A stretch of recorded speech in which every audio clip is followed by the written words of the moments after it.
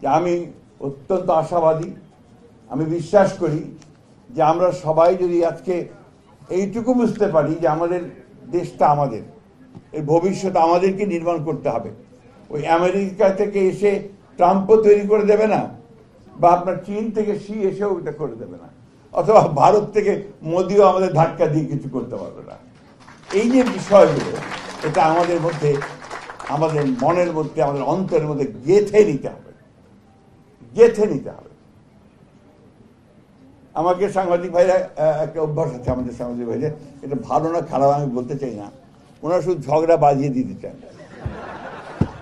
আপনার দেখবেন টকশোতে যারা অ্যাঙ্করের কাজ করে, ও কাজ হচ্ছে শুধু ঝগড়া লেগে দেওয়া। আমার কাছেও আমার সাংবাদিক ভাইরা আমার খুব প্রিয়, তারা অত্যন্ত একেবারে ছোট ভাইয়ের মতো।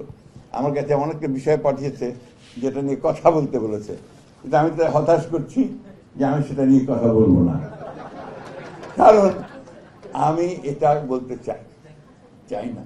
বাংলাদেশে অনেক রাজনীতি আছে, এটা একটা, এর জন্মটাই হয়েছিল আপনার বহুত্ববাদের মধ্য দিয়ে। এটা আবার অনেকে ভুল বোঝাবুঝি করেন, মানে বহু চিন্তার মধ্য দিয়ে অনেকগুলো চিন্তা এসে এক জায়গায় আসে। আমরা বাংলাদেশের স্বাধীনতার সময় যখন লড়াই করি, তার আগে সেই সময় আমাদের নেতা অনেকেই ছিলেন, অত্যন্ত অত্যন্ত বড় বড় নেতা।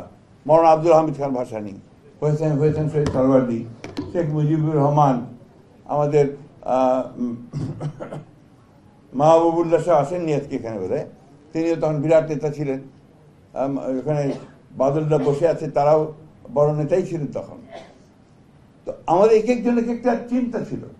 সেই চিন্তাগুলো ছিল যে কেউ আমরা সমাজতন্ত্র করব, কেউ সমাজকে পাল্টে দেব, কেউ কমিউনিজম করব, কেউ ধর্মীয় ব্যবস্থাকে এখানে প্রতিষ্ঠিত করব, ইসলামকে প্রতিষ্ঠিত করব, সব মিলিয়েছিল। তারপরে যুদ্ধ শুরু হয়েছে, তখন আমরা সবাই এক হয়েছি, এক হয়ে সে লড়াইটা লড়েছি। আজকে 24 বছর একই ঘটনা ঘটেছে, বিভিন্ন চিন্তা ভাবনা নিয়ে আমরা এসেছি। যেদিন ছাত্রদের উপরে গুলি শুরু হয়েছে, তখন কিন্তু সবাই নেমে এসেছে রাস্তায়, ঠিক না?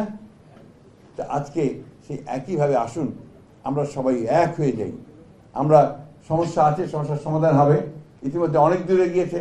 আমি প্রফেসর ইউনূস সাহেবকে ধন্যবাদ জানাতে চাই যে তিনি দায়িত্ব নিয়েছেন। আমার বিশ্বাসও আছে যে তিনি সফল হবেন।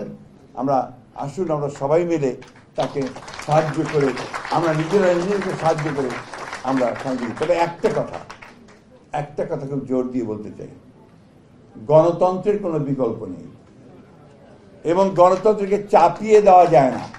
ইট ক্যানট বি ইম্পোজড। আপনি আমার উপরে চাপিয়ে দিলেন তা দেওয়া যাবে না, চর্চা করতে হবে, প্র্যাকটিস করতে হবে, সেই জায়গাগুলোকে খোলা রাখতে হবে।